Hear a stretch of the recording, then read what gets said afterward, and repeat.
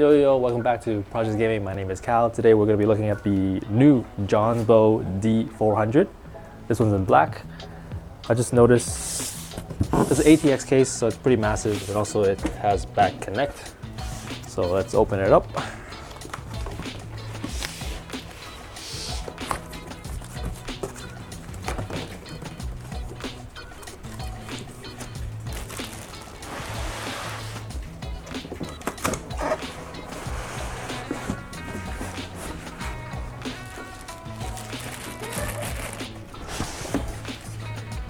Alright, here it is. You can tell they put a lot of effort into packaging it. So they got corner, it's a hard piece. It's well protected. Check out this case.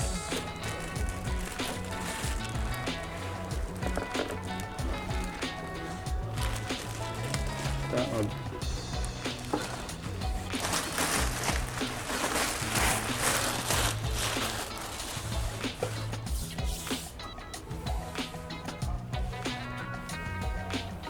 Forgot to say, please subscribe, like, hit the bell notification, and if you're in the market for a gaming mouse, please check out Project Gaming Sleeper. I have a picture up here, and let's look into this case.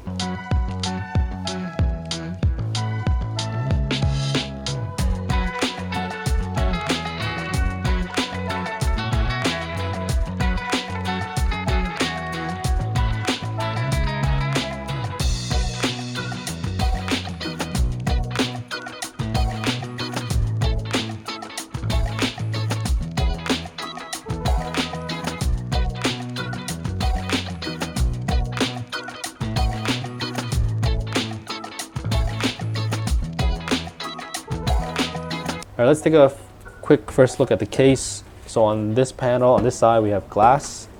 It's got a bit of a curve.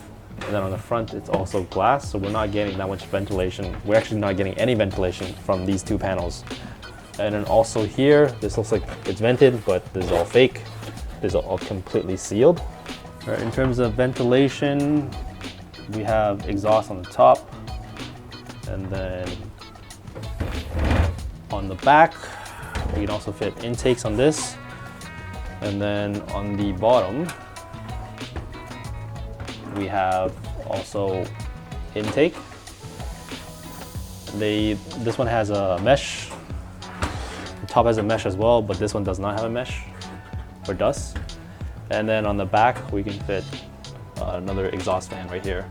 And then in terms of how many bays we have, 1, 2, 3, 4, 5, 6, 7 slots in total. So on the front, we have two USB 3.2 Gen 1 Type A, and then we have an audio, and then we have a USB 3.2 Gen 2 Type C, and then we got I believe this is a reset button. I'll have to double check.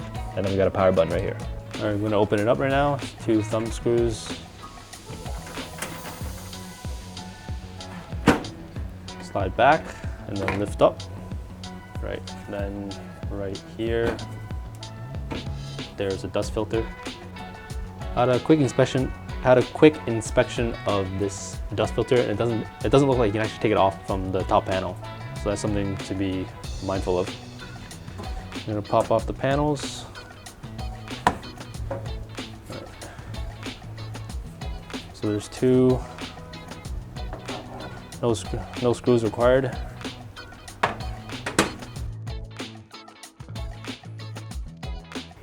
In terms of cooling, on the top you can fit up to a 360 AIO, and then on the bottom you can have 3 120mm fans, and then on the back, this side right here, you can also fit 3 120s, and then on the back you can fit 1 120mm fan. So on here, you can see some of the markings right here. So you can fit a 3.5-inch HDD, or you can have 2 2.5-inch SSD on this plate. And then tucked in here, you can fit a 3.5-inch HDD, or you can fit 1 2.5-inch SSD as well. As you can see right here, this is actually quite deep. So this case actually is compatible with back connect motherboards.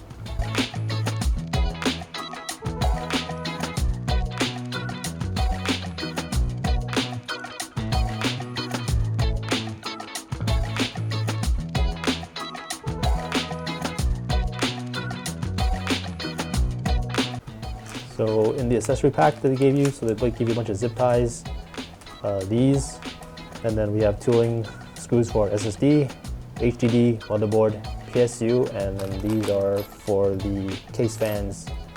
So I forgot to mention, since the AIO is on this side, it basically means you can only put this tower to the right of you at your desk setup. So now we're going to be putting in the PSU.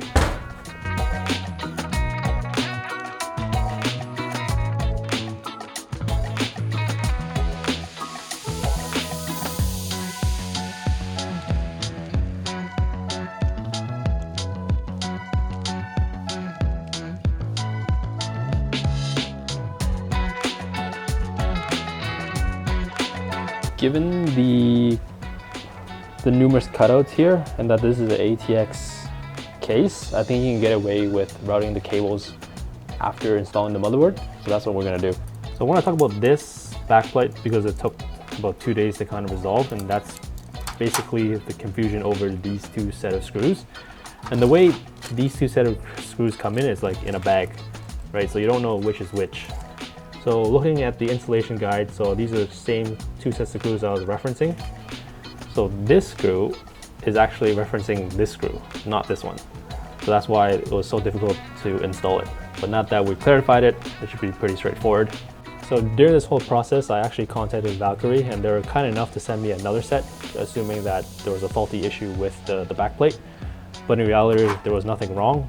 I was just mixing up the screws.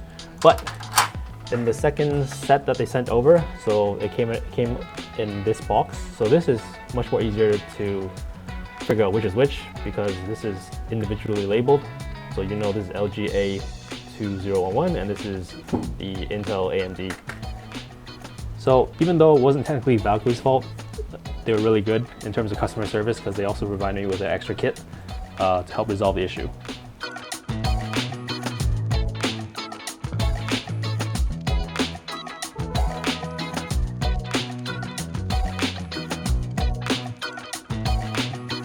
And then even on this, there's two sides. There's a thin side and a fat side. You want the fat side going into the motherboard.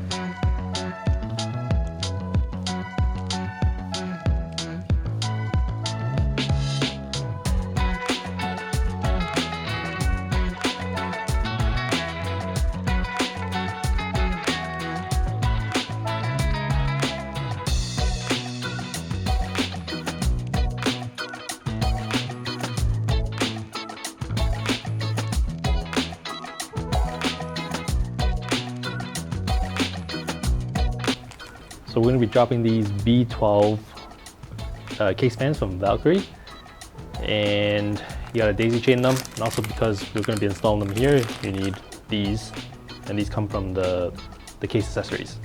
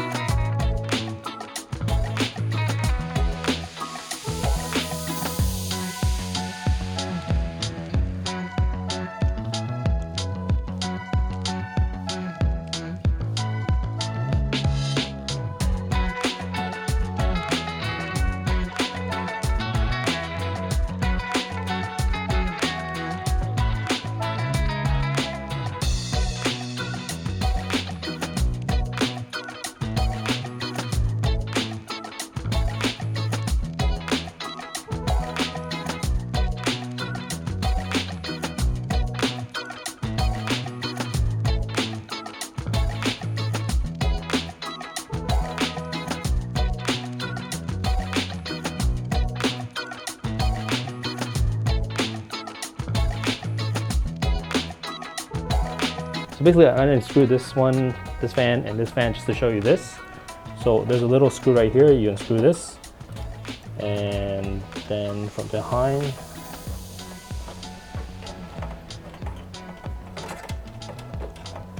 you can pop this out. There's a screw right here.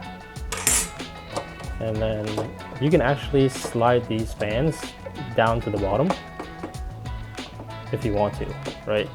So that provides cooling for this chamber down here, which is where your PSU, and if you have an external hard drive in there as well. So you can actually intake clean air into this chamber down below.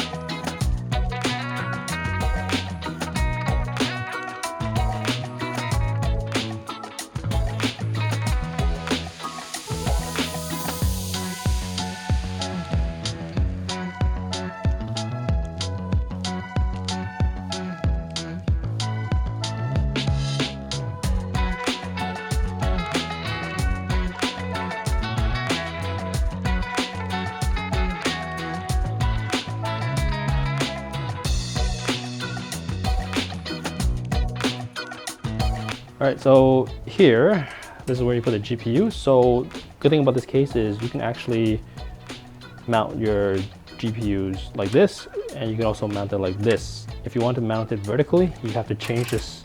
You gotta pull this thing out. So you gotta unscrew this.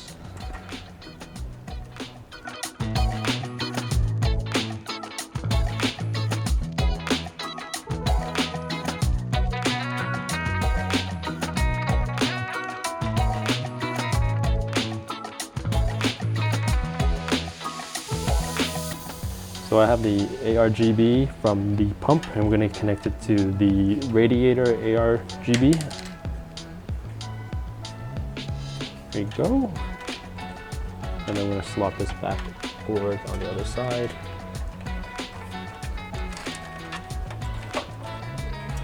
So I have this is coming from this. This is the pump fan. So we're going to connect it here for the pump. And then this one we're gonna connect to the CPU. So this is from this.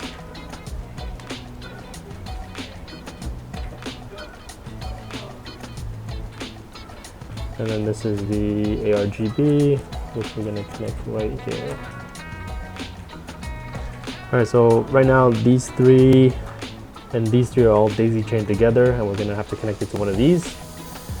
And since we only have two ARGBs, we also have to connect daisy chain this one to the rest of this set right here, and then plug it down here.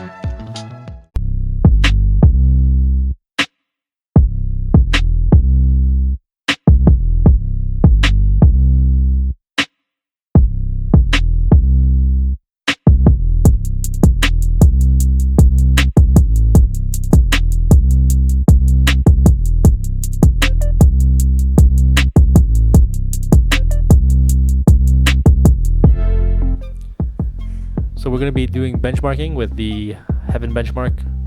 So we're going to be testing the GPU. So we're starting up right now.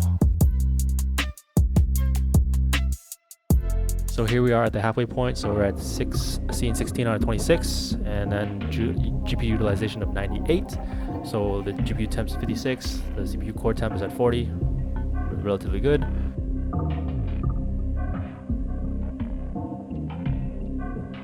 So now we have the results. So we have an FPS of 225.1, a score of 5,670.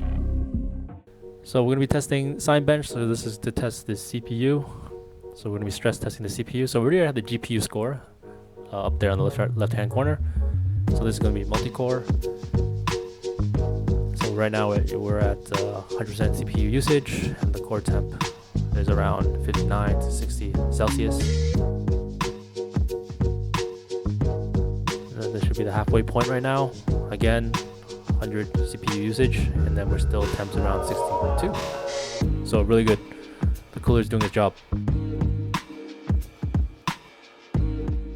All right, so it's finishing rendering. Let's see what the score we get for multi-core. So it's 1,148 points. All right, so we're gonna be testing CPU single core.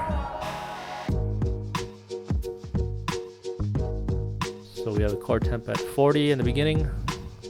So let's see what we get at the halfway point.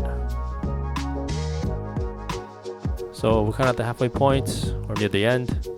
Again, the core temperature is quite good, 38. Now we're gonna wait for the results. All right, so almost finishing rendering. So we have the final score of a CPU single core, 104 points.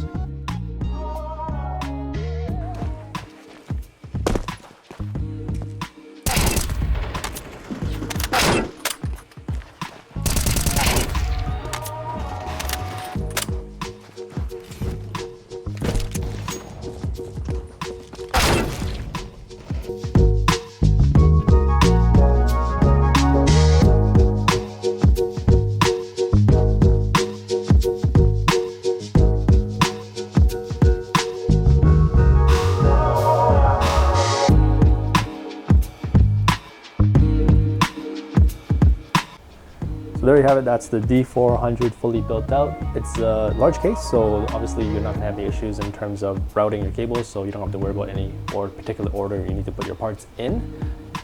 In terms of space and cable management, because it also supports back connect, you have tons of room back there to tidy up the cables. And let's talk about ventilation. So ventilation, in terms of air being drawn in, you only really have the bottom and the back panel right here.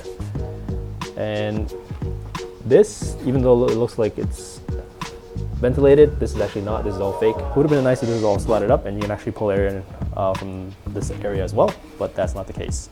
But even with this limitation, it doesn't affect the cooling performance of this case. In terms of the GPU, it supports a vertical GPU, so you can actually turn that backplate 90 degrees. So you wouldn't have that empty hole you usually have if it didn't have that option. The only drawback, or the only missing piece I wish they included, was the GPU support bracket. Because this is an ATX case, you're going to most likely fit a very large GPU, and that would help, support it. But other than that, again, great quality. All the gaps, panels, they're all excellent as usual from Jonsbo. So let's talk about the AIO we're using. So we're using the V360 Lite. This is our second time using Valkyrie branded products, and again, like I said earlier, this case isn't the most ventilated, but with this setup, with the case fans, we had no issues of keeping this PC cool. All right, so that's it for this one. We'll see you guys in the next one, and please subscribe, like, and leave us comments if you have any questions about this case or this AIO. We're happy to answer them. See ya.